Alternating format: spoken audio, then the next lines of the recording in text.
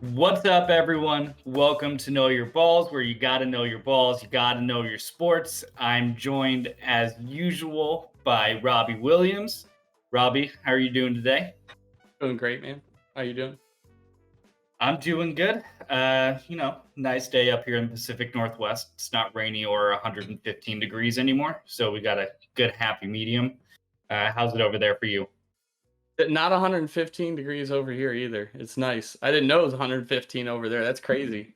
In Yeah, like, I think I read something that said Portland was the hottest place on the planet, minus the Sahara Desert and some random deserts in California.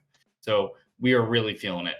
Anyways, for those who nice. don't know me, my name's Jack Mannis. I will be taking over for Avi as a co-host of Know Your Balls. So thank you all for having me, the virtual you all. But we got a packed show for you guys today. I think we would be remiss without mentioning the Nathan's hot dog eating contest, as it is the 4th of July. Happy 4th, everyone. We'll touch on that, but the big news is not Shohei Ohtani being the front runner for the MVP in the American League.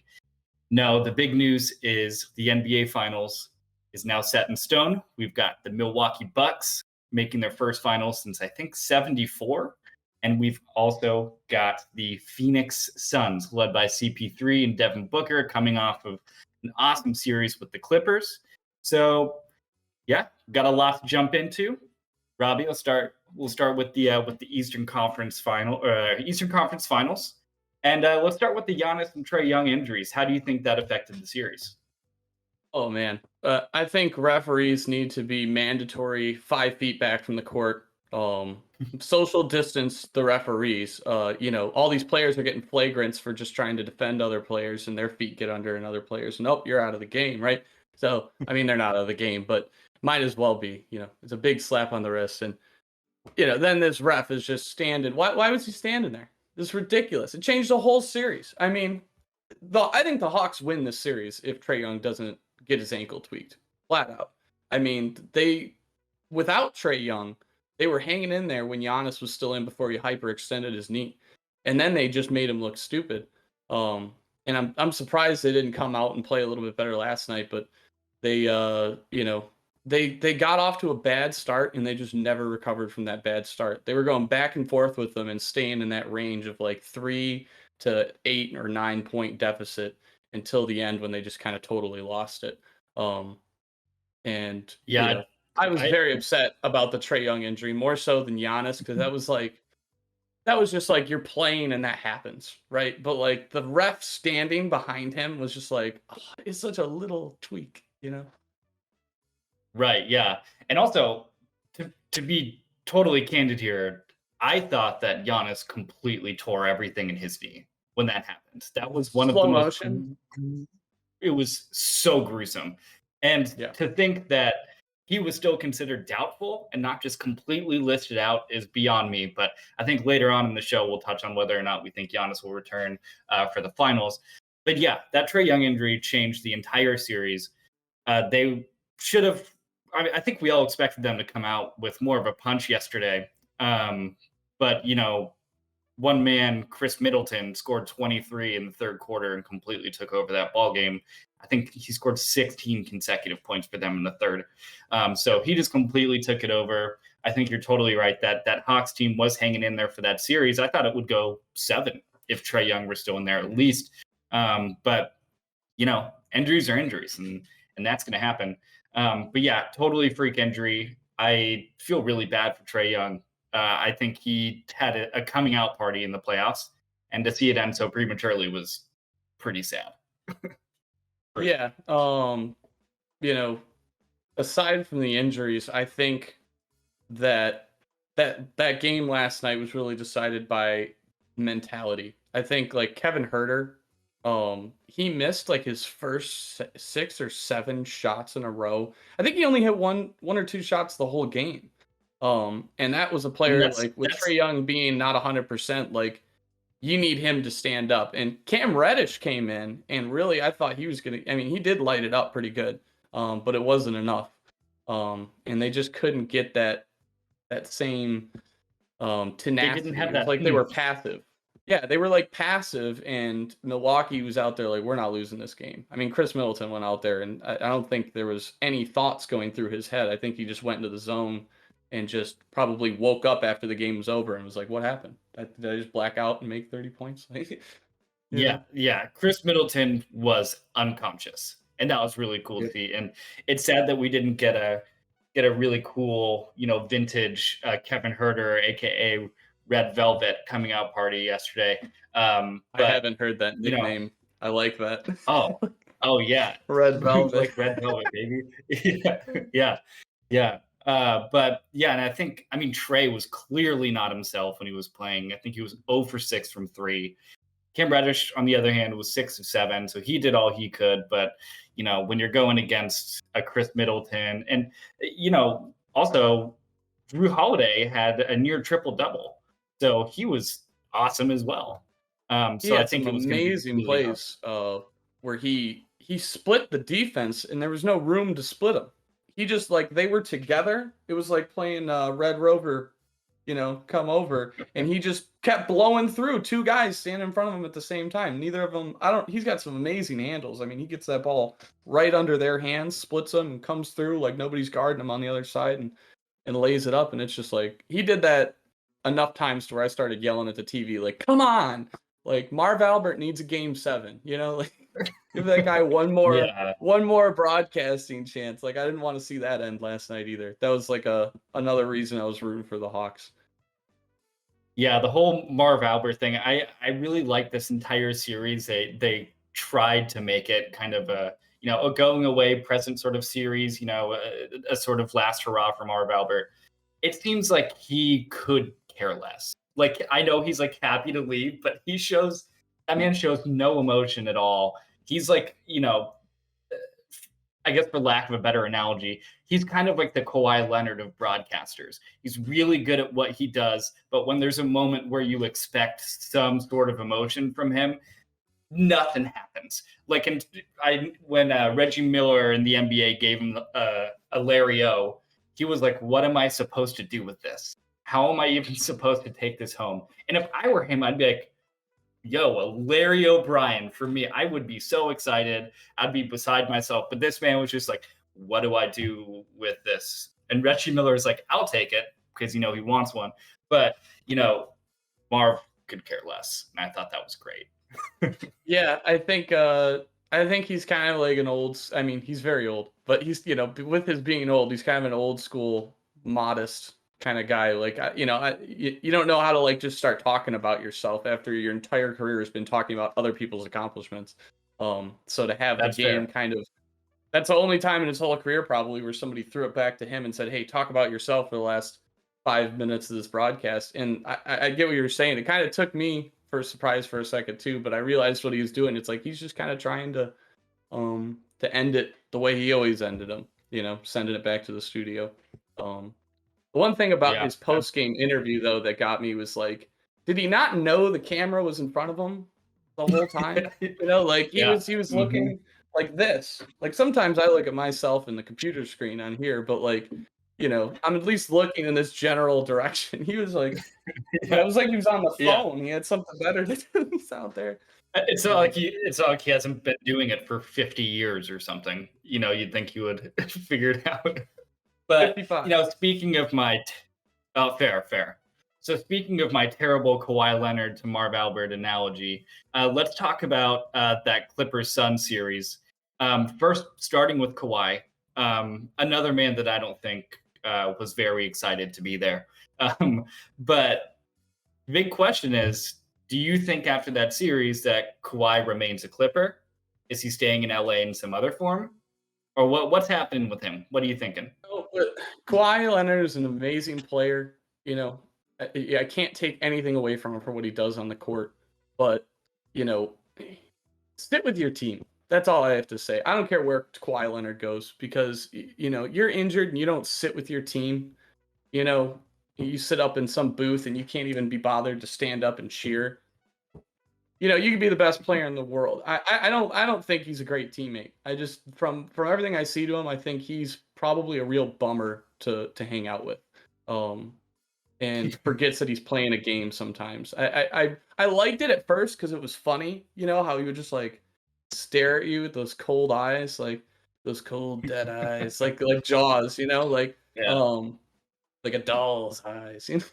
Anybody know that quote? Anyways, but then I think about what it would be like to be one of those players on that team, and just like, dude, why are you sitting up in the stands? I mean, that's just, I get it, it's his thing. I don't like his thing. Like I've kind of, that really solidified for me that I'm not really a Kawhi Leonard fan anymore, just because I don't like that attitude of Oh, like, I'm too good for this. I'll give you a slow clap, Luke Kennard, for making a nice corner three.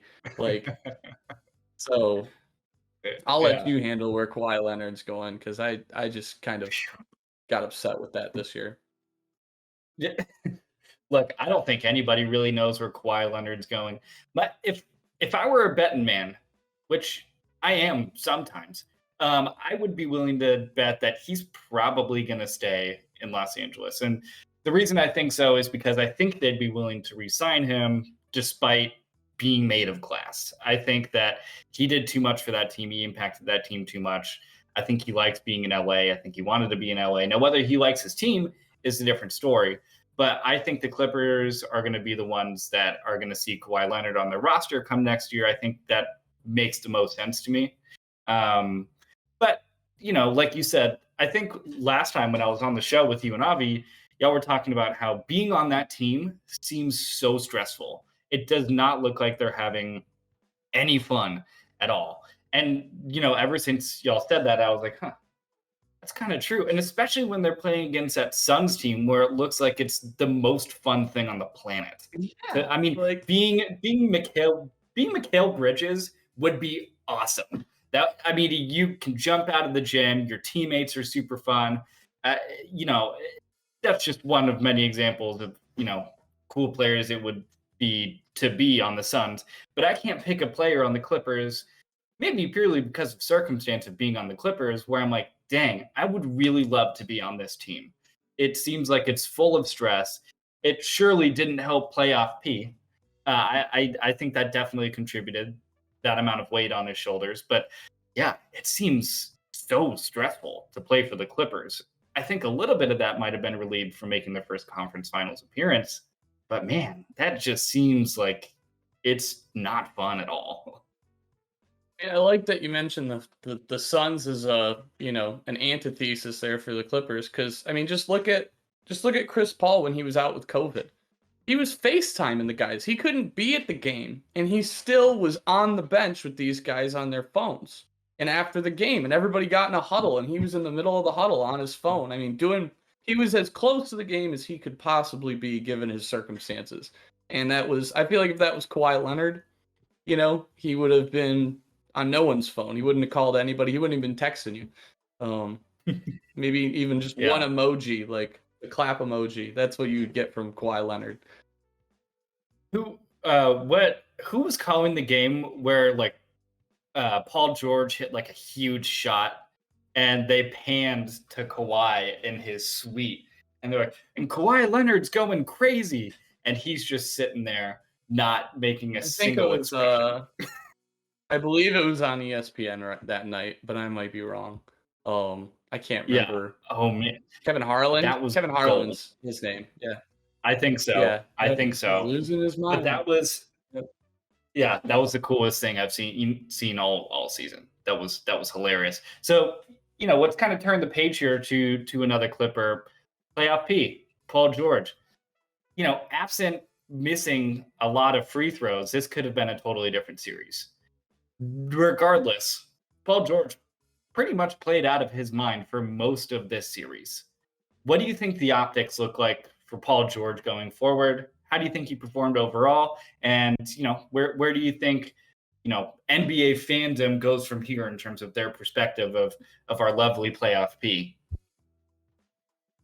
Well, I think Paul George has shown that he's a great player. Like, you would say that. You would say Paul George is a great player. But you're never going to say Paul George is like one of the greats or anything like that. He's not like up in that level. So I think, everybody has a bad game from time to time. You can't expect a guy to come out and score, 30, 40 points literally every night, and carry the whole team on his shoulders. So, you know, I don't like when players complain about getting scrutiny after bad games or bad performances or a loss and saying, okay, you get this far all the time and then you lose. And then they get mad about the scrutiny, but also like there is a little too much, considering, they didn't have their best player in Kawhi Leonard. And, I think he played all right. I think he played the way most people expected him to play, aside from a game or two. And, he got help from Terrence Mann. That was nice. There was that one game where Terrence Mann just came out of nowhere. And that was the first time I'd really seen the Clippers seem to be having some fun after the game. Right.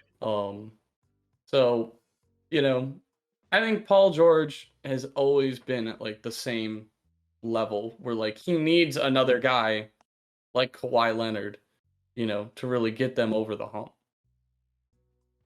Yeah, I think regardless of who's a Batman or Robin in this scenario, I don't think that going forward or even before this playoff started, I think really ever since he gave himself the nickname Playoff P, I don't think people ever really considered Paul George as a player who could be the best player on a championship team. I don't think that that's possible without another key piece like a healthy Kawhi Leonard. But I think going forward, I think fans will be like, okay, Paul George has regressed to the Paul George that we all jokingly thought he was. I think there was some optics that he might be a superstar player in this league.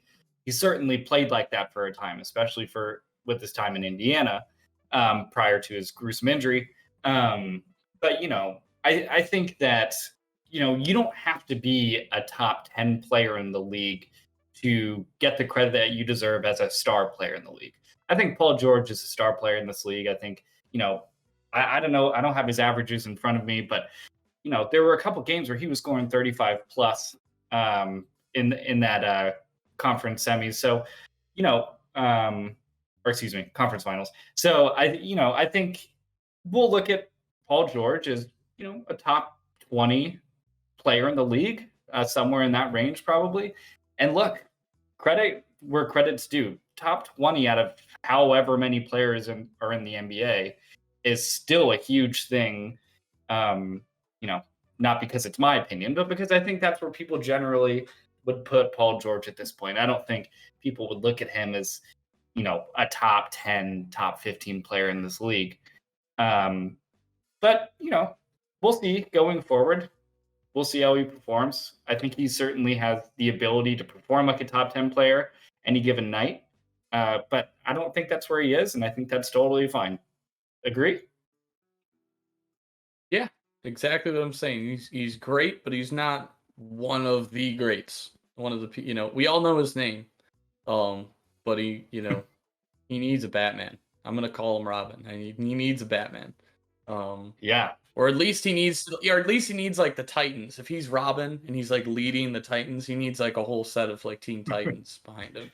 Yeah. Or a Batman, one or the other. He's got to be on one of those shows. There's not just a show with Robin, right? Like, right, fair. Bad analogy. Or if there is, we've never heard of it. Yeah. Well, okay, so let's move off the Clippers and move to a former Clipper, Chris Paul. Had himself a closeout game. I think he scored 31 points in the second half of that closeout game against the Clippers, ending with 41, I believe. My man's was on one. And that was really awesome to see. We had that whole beef with Pat Bev towards the end of that game. There's a lot of talk about, was Chris Paul flopping a lot? Did that kind of lead into the whole Pat Bev thing? But that's a conversation for another day, I suppose. How do you look at Chris Paul now? Do you think he can lead the Suns to a championship this season? Suns in 4. That's what I say about Chris Paul. Suns in 4, 110%. They don't have Giannis, and the Suns have Chris Paul, and they're having fun. And I mean, that team's lights out. They've got every piece that the Bucks have plus Chris Paul. and Chris Paul, is one of those guys who, I mean, that was his first conference finals, right? He's definitely never made it to the NBA finals, but I don't think he's even made it to the conference finals before. And I mean, that guy, he wasn't going to lose that game. And, he's a gamer. You can talk about the flopping or whatever he does to try and get a leg up on the competition. But, he's all sweet and nice in those State Farm commercials. But out on the floor, he's a killer. And he might be a small killer, but he's a killer. And, I like watching him play. And he's the type of guy you root for to finally get that ring so that he doesn't have to take a bunch of crap like Charles Barkley does. Yeah, I think, isn't he the last of the remaining banana boat crew to finally reach an NBA Finals? Because I think the speculation was, although there was the empty seat on the back of that banana boat that was for Carmelo Anthony, but he wasn't actually on the banana boat with all the original banana boat crew. So we got Chris Paul finally reaching the finals. This banana boat. I don't know what you're talking about. So it was, it's all that crew, the crew with LeBron and CP3 and Melo and all those guys. I think during one of the Olympics or something, some international thing, they were on a big floaty banana boat thing, all next to each other on the same floaty. And so they were then henceforth referred to as the banana boat crew. But there was an empty spot on the back, which is for Melo, who has not made it the finals yet. But Chris Paul, who was on the banana boat, had yet to reach one. But here he is in 2021, fulfilling the legacy, the banana boat crew, reaching an NBA Finals for all the banana boat stands out there. So that's fantastic to see. And that whole Pat Bev thing, that was so strange to me. I mean, because I can see it from both perspectives, right? It's like exactly what you said, where Chris Paul was doing what he could as a gamer to get a leg up on the competition, right? And that's not completely unheard of in the NBA. In fact, it's getting worse and worse in the NBA with the flopping, in my opinion. But that still doesn't necessitate what Pat Bev did and pushing him on the back, and which has since come out as going to be resulting in a 1-game suspension next year. But on the other side of it, you have Patrick Beverley as your enforcer. If you're a Clippers fan, what other way do you expect Patrick Beverley to go out other than just to explode and to let everything go down in flames because he hates everybody on the planet? I think if I were a Clippers fan and I saw Patrick Beverley doing that, guarding Chris Paul, who he thought was flopping for the entire series, and Patrick Beverley is just kind of a ticking time bomb with technical fouls and flagrants and all this stuff sometimes. If I'm a Clippers fan, I'm saying I'm going down with my boys, and Patrick Beverley was being Patrick Beverley. That's why we love Patrick Beverley, and Chris Paul was flopping, so he saw it coming. What do you think about that take? Yeah, I wasn't surprised that Patrick Beverley did what he did. I think I was more surprised that when you slow down the replay, you didn't see Chris Paul really say anything to provoke him in that moment. But I think you're absolutely right. It was just the culmination of you flopped so many times and I didn't hit you. So how about I make you not a liar and hit you one time and show. And then this is what it really looks like when you push somebody. I think that was kind of his point. I think you're spot on with that. And I think, yeah, if you're anyone who's not a Clippers fan or a Patrick Beverley fan or just a fan of chaos in general, if you're a fan of the rules, then you're like, oh, that darn Patrick Beverley, you suspend him for a game and, whatever. But if you're a Clippers fan, yeah, you definitely are like, screw Chris Paul. That's what it looks like when somebody actually falls and isn't just going, oh, God, oh, no. So, yeah, I hear you on that one. I was listening to another podcast, and they were talking about how even in that moment, Chris Paul couldn't help but fake an injury. So I guess there was some video footage of him after he got pushed in the back, was like holding his forehead and stuff, even though his forehead wasn't touched at all until they ejected Pat Bev. And then Chris Paul got up and was hyping up the fans after he had just attempted to yet again flop after Patrick Beverley pushed him for flopping, which is just such a fantastic full circle here. So, now we got the Suns. and we got the Bucks head to head in the NBA Finals this season. I saw something pretty crazy that I think the last time the Bucks made the finals, they were in the Western Conference. So it's been quite some Oh, time wow. here. The Suns, the Suns become the first team in playoff history to miss the playoffs for 10 straight years. And then the first time making the playoffs again, they reached the NBA Finals. So we got a couple good storylines here with both the Suns and with the Bucks. We have Giannis who's injured, but if he's not, we got Giannis and Chris Middleton against Devin Booker and Chris Paul. A lot of stardom potential in this finals. But the big question that's looming over this entire series is, will we see the Greek Freak return come Tuesday night, game one of the 2021 NBA Finals? What's your thoughts? You know, I don't think you see him game one. I don't. I just, after seeing that replay, I don't know what the doctors are saying right now, but I just can't see it being anything good after watching his knee just go completely backwards.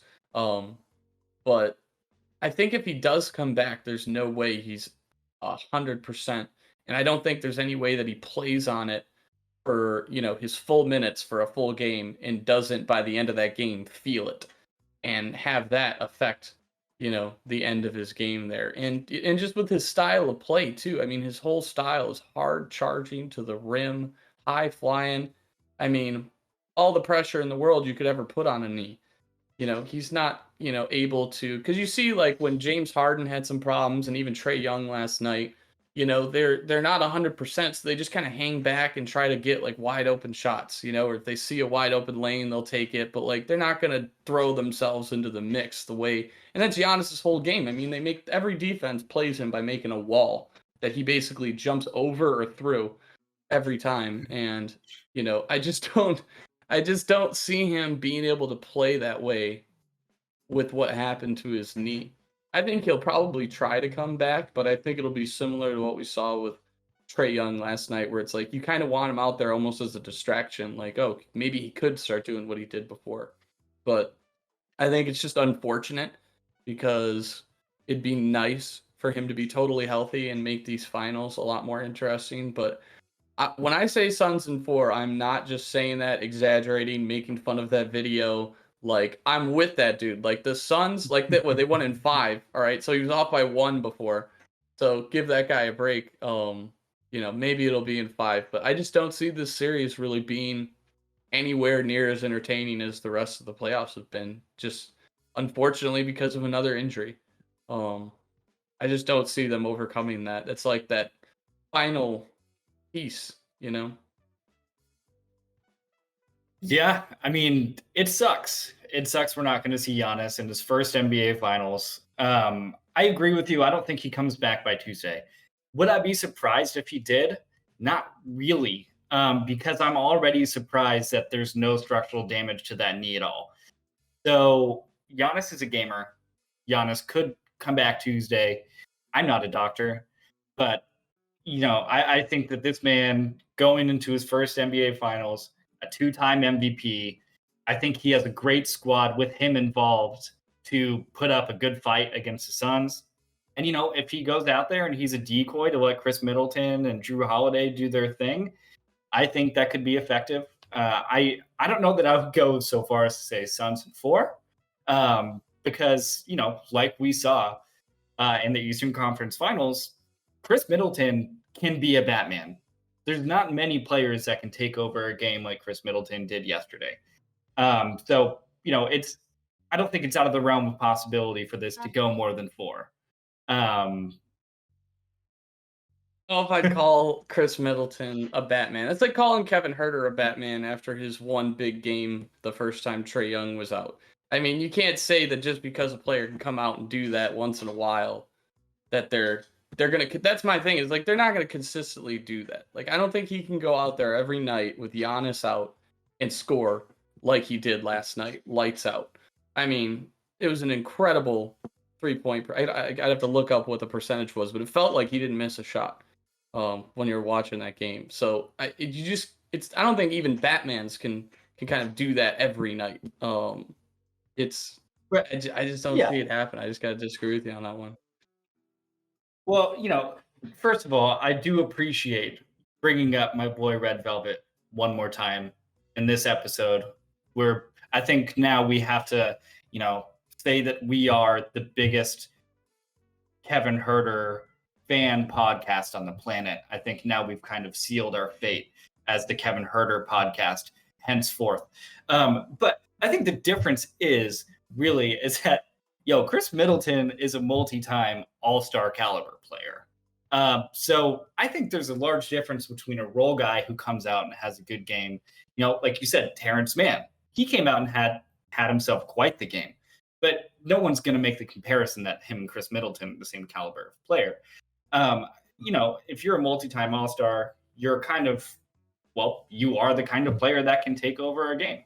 And I think we've seen Chris Middleton do that too many times to not think of him as Batman without Giannis there. But agree to disagree. But all right, I got one question for you though. If you're playing a 3v3 game, okay, I'm on one team, you're on the other team. You've got first pick, and you get to pick two players at once. And you could pick Chris Middleton and Drew Holiday, or you could pick Chris Paul and Devin Booker. What pair are you going to pick? Well, look, I'm not saying that the Bucks are going to come storming out and winning this series. I'm saying that. What I am saying is, I think Suns in 4. I think that the Bucks could steal a game. I think the Bucks could steal a game without Giannis. I don't think that's out of the realm of possibility. We've seen CP3 struggle this playoffs. We've seen Devin Booker struggle. We haven't seen DeAndre Ayton struggle though, which is pretty cool. But I think it's a closer series than you're giving it credit for. And I think if Giannis is 70% of himself halfway through this series, even 70% of a 2-time back-to-back MVP winner is a huge addition. That's the best late free agent signing they could get, is a 70% healthy Giannis in the middle of the NBA Finals. So I think, we'll see what happens. But, your prediction, Suns in 4. Yes? I'll tell you what, I hope I'm wrong. That's half the reason I say that, because usually if I say something, I am wrong. So maybe we'll get a better series out of it because I'm being, so ridiculous. But, I agree. I can see them staking a game, but I just don't see it being super entertaining. I think you're going to get like a lot of not close games, and then you're going to get that one game where they're like, maybe we can make a push. And then the next game, just like with the Clippers, they're going to come back and just squash them. Yeah, I agree with you. I think if I were a betting man, which again, sometimes I am, I would say Suns in 5. I love the Suns. I think there's too much firepower.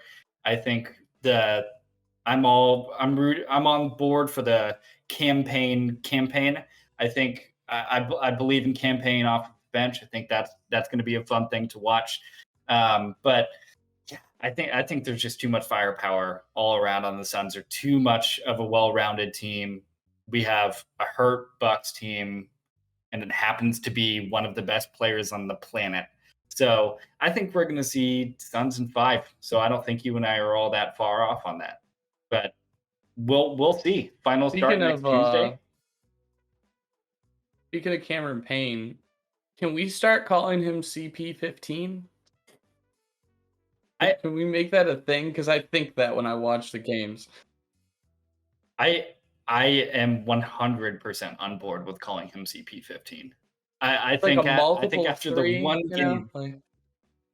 Yeah, and I think he had the one awesome playoff game in 2021 that I think he could score 0 points for the rest of his career, but he has cemented his legacy in Phoenix with that one game that I think is deserving of a nickname that's on par with the point guard and Paul George. I think, now I just view them as the same player after that one performance he had. So I think he's deserving of that nickname because, he's a man among boys out there once every 4 years.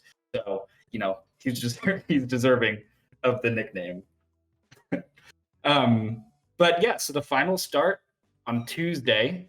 But one thing that we forgot to talk about at the top that we said we would talk about at the top, Joey Chestnut going to break his world record of getting down 75 dogs in 10 minutes at the Nathan's hot dog eating contest on this beautiful July 4th.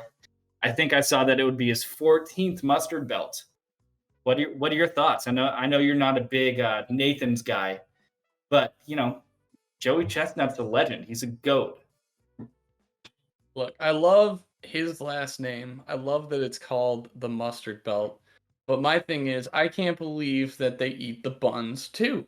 That's the part that you told me that blew my mind away the most. It's like, you eat 75 hot dogs?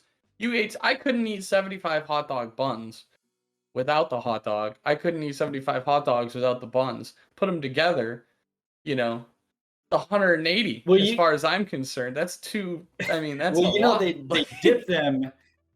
They dip them in water, so the bun just disintegrates, and then they just shove it in their mouth quickly. So I guess his record is currently 75 in 10 minutes. He's going to try to break that. So we're looking for 76 plus. Like, I'm not even chewing. How? He doesn't really have a stomach.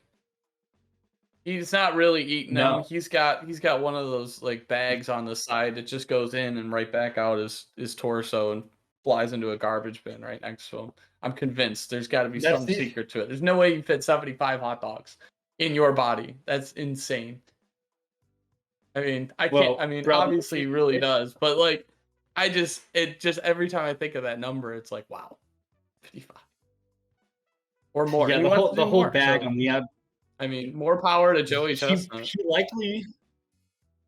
He likely will do more. This man is the GOAT of eating hot dogs, which only one person can say.